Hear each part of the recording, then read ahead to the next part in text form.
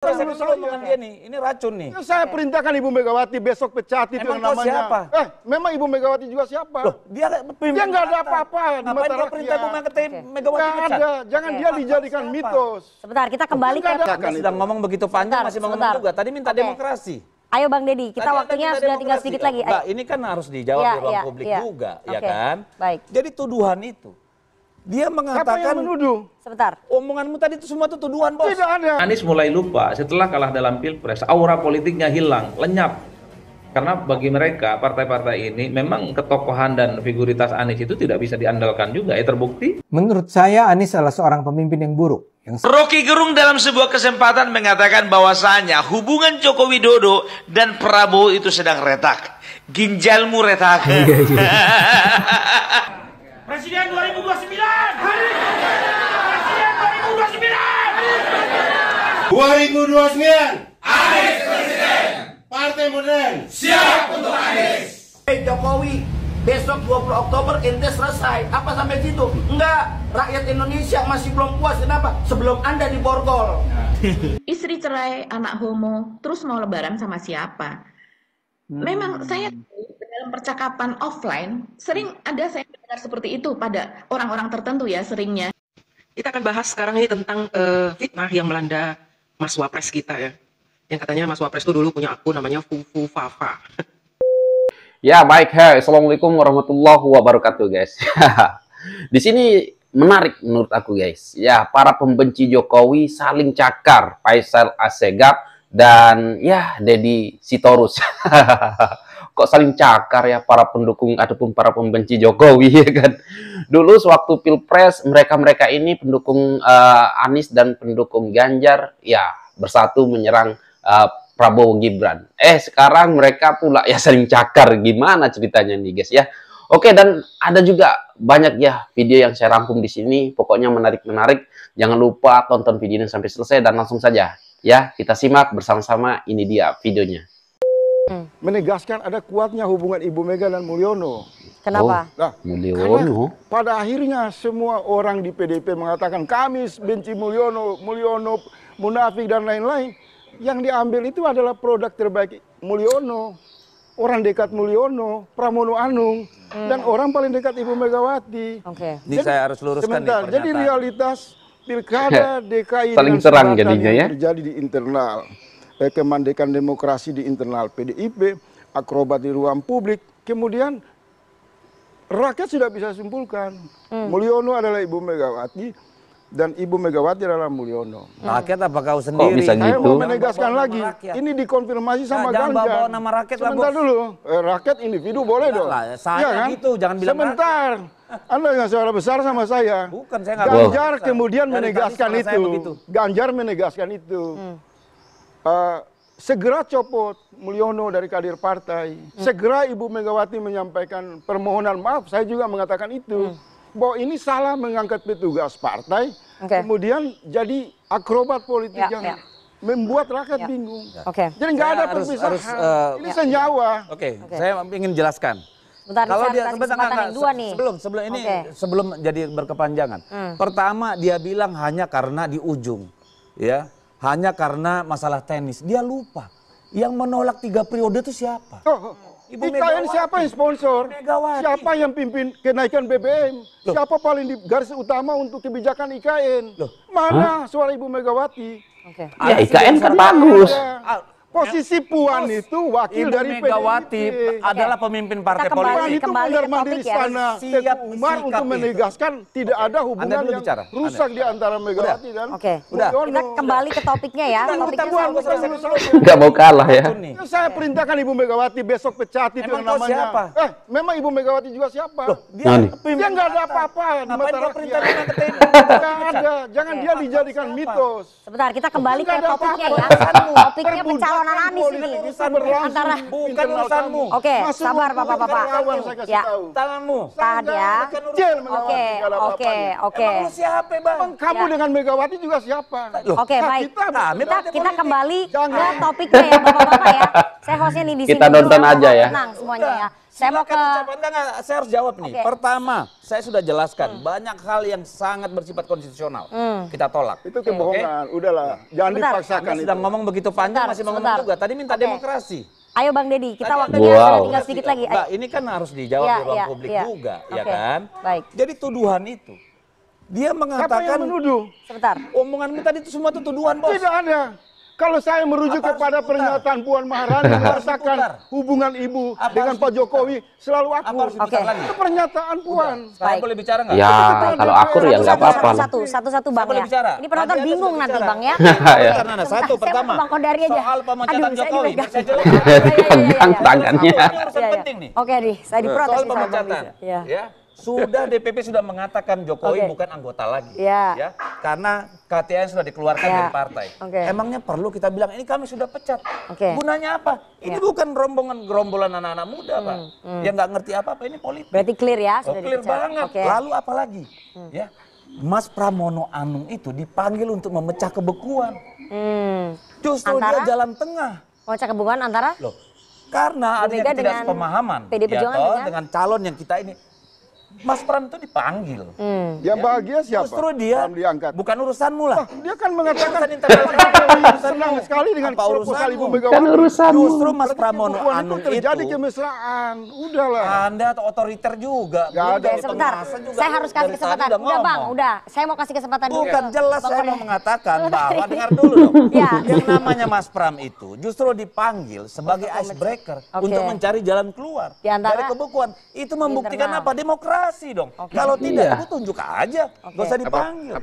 Saya jadi bingung nih, makanya saya mau ke Bang Kodari. Yang satu kesal karena Anies tidak didukung. Pengamat politik dari Universitas Islam Negeri UIN Syarif Hidayatullah Adi Prayitno sebut Anies Baswedan lupa aura politiknya sudah hilang setelah kalah dalam Pilpres 2024. Anies mulai lupa setelah kalah dalam Pilpres, aura politiknya hilang, lenyap. Karena bagi mereka, partai-partai ini memang ketokohan dan figuritas Anies itu tidak bisa diandalkan juga. Terbukti dalam Pilpresnya kalah. Wajar kalau kemudian yang dulu partai para pendukungnya di Pilpres ini balik badan dan lebih berfungsi dengan alasan kalkulasi untung dan rugi bergabung dengan Kim. Jadi sebenarnya Anies dan para pendukungnya jangan pernah mengutuk partai politik. Anies ini bukan kader partai. Kalau PDIP tidak mau usung Anies, jangan salahkan PDIP. Kalau PKS tidak mau usung Anies, jangan salahkan PKS. Anies ini bukan kader PKS, bukan kader PDIP, bukan kader PKB dan juga kader Nasdem. Kecuali ya PKS itu kadernya adalah Anies Baswedan. Batalnya Anies jadi calon gubernur DKI rasanya harus disambut gembira. Kita semua tahu kalau Anies sampai maju, peluang dia menang sangat besar. Tapi kalau dia sampai menang lagi, Jakarta kembali akan menjalani masa kelamnya. Apalagi kalau dia kemudian akan memanfaatkan posisinya untuk memimpin Indonesia pada 2029. Ini semua menakutkan. Menurut saya, Anies adalah seorang pemimpin yang buruk, yang sangat tidak bisa dipercaya, bersedia melakukan apa saja untuk kekuasaan dan kekayaan, serta bisa mengkhianati mereka yang mempercayainya. Tapi dalam hal ini saya harus mengaku secara jujur bahwa saya ini pernah menjadi pengagum dan pendukung Anies. Saya tidak menyesal, karena justru karena saya dulu mendukungnya, saya menjadi sangat mengenal apa yang saya pandang sebagai kejahatannya sekarang. Rocky Gerung dalam sebuah kesempatan mengatakan bahwasanya hubungan Joko Widodo dan Prabowo itu sedang retak. Ginjalmu retak. Asal aja kau ngomong. Nggak mendasar omonganmu itu. Perbaiki dulu itu, Pak. Kalau kau kan memang suka-suka mau ngomong ya kan, kau menciptakan suasana di mana itu adalah buah daripada hayalanmu. Alasannya apa? Alasannya karena kemarin itu ya Jokowi mereshuffle menterinya seolah-olah ingin memasukkan orang-orang ya yang notabene adalah orang-orang terdekat Jokowi, sehingga ya nanti orang-orang ini memberikan beban kepada pemerintahan Prabowo Gibran. Dengar dulu. Yang di reshuffle kemarin itu yang baru itu ampak dari Gerindra, biar tahu kau. Yang pertama ada Supratman, yang kedua ada Roslan Roslani, ya ada Rosan Roslani, yang ketiga itu ada Anggaraka Prabowo, yang keempat itu ada Hasan Nasbi.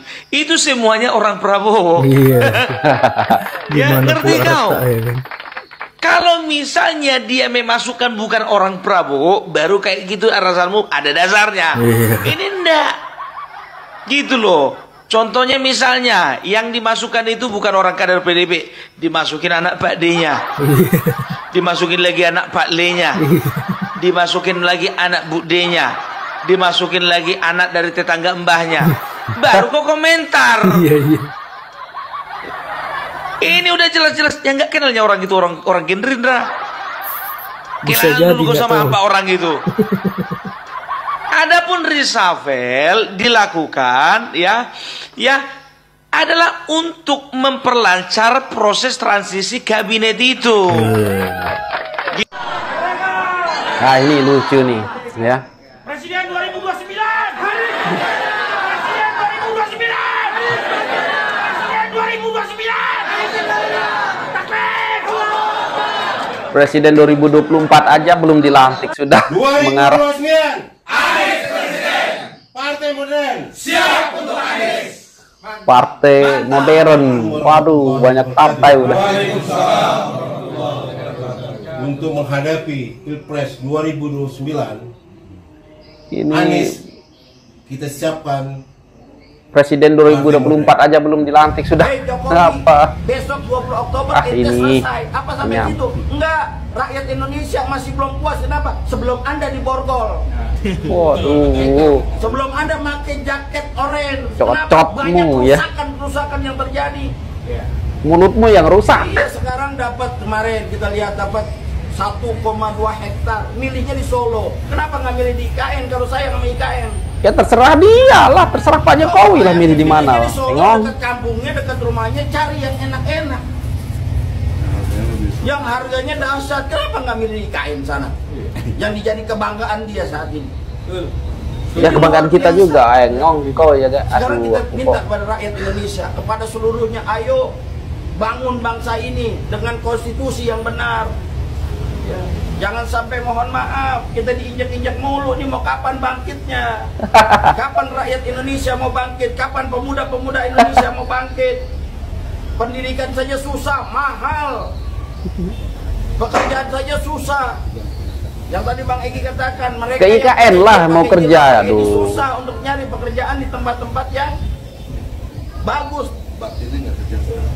Ya makanya nanti di IKN kerjanya. Lagi, funding father, pendiri dari bangsa ini hanya menitipkan kepada kita agar apa, mensejahterakan rakyatnya, agar Indonesia ini adil, sejahtera, adil buat kesemuanya, sejahtera untuk semuanya, bukan buat segelintir orang. Bukan untuk segelintir oligarki, bukan untuk segelintir daripada konglomerat yang hanya menjadikan yang lainnya hanya budak saja. Terus kalian semua jadi konglomerat gitu. Kuatkan ukhuwah, kuatkan persatuan. Ya, kalau bukan kita siapa lagi? Ya nggak mungkin kita berharap dari orang bangsa lain ya bisa menjaga daripada NKRI. Bukan, kita yang harus menjaganya.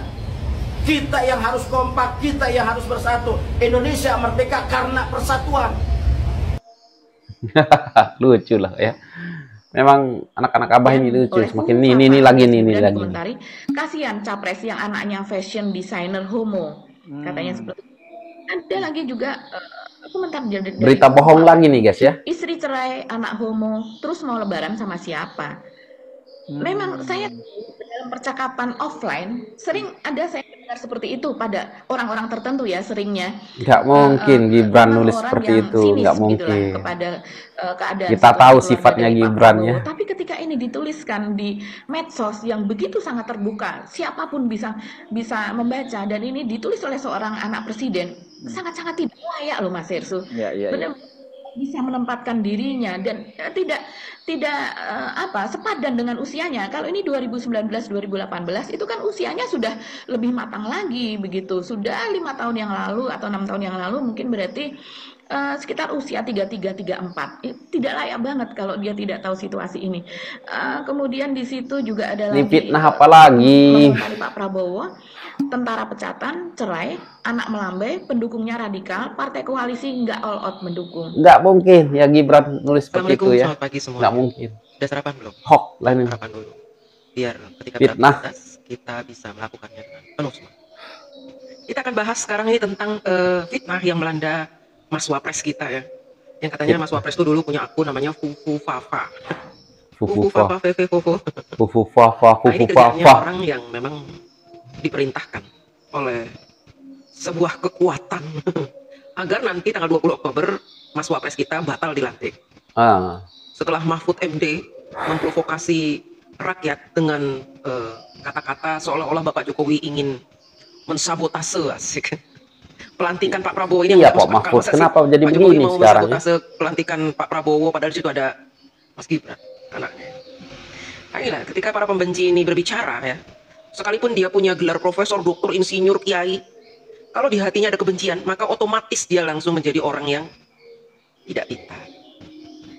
Baik, kita lanjut tentang akun Fufu Fafa. Seperti yang teman-teman saksikan, peredaran status komen dari akun Fufu Fafa ini, yang memang dia ini murni pembenci Bapak Prabowo gitu di tahun 2014. Kata-katanya memang menurut saya itu kata-katanya tidak bermoral. Dan saya sangat tahu sekali bagaimana Bapak Jokowi mendidik anak-anaknya, sehingga sangat mustahil Mas Gibran berkata-kata seperti itu di akun medsos ya, di Kaskus ini ya.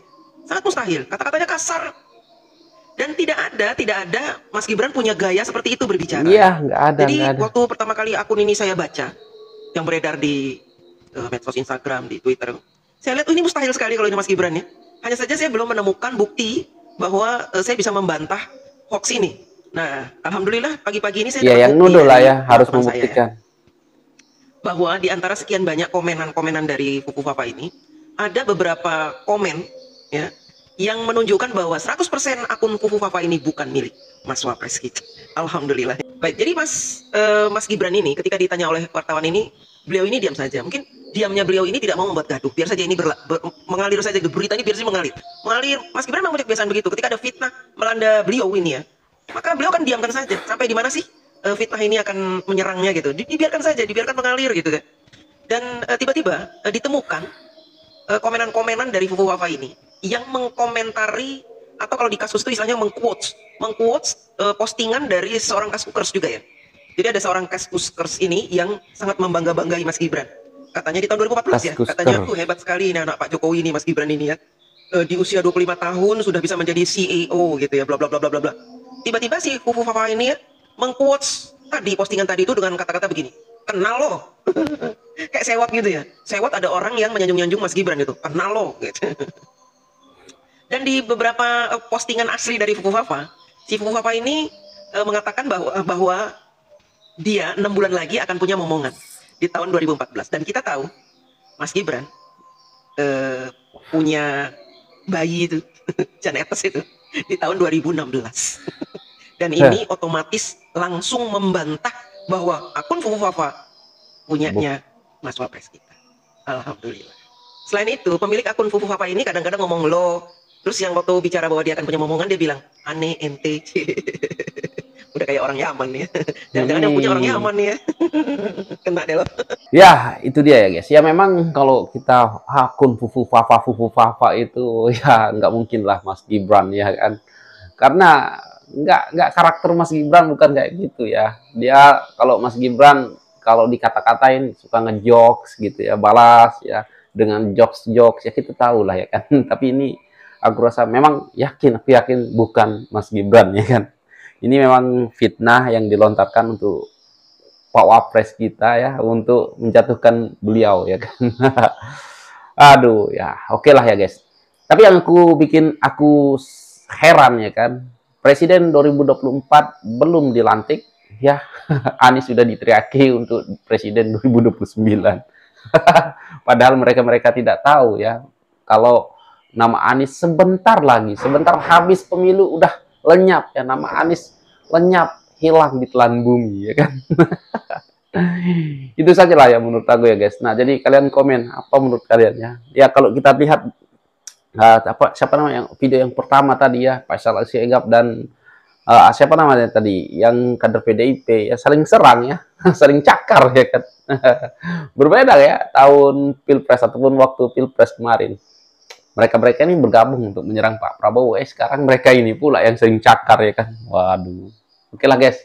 Apa tanggapan kalian? Silahkan berkomentar di bawah. Sekian, terima kasih. Assalamualaikum warahmatullahi wabarakatuh. Bye.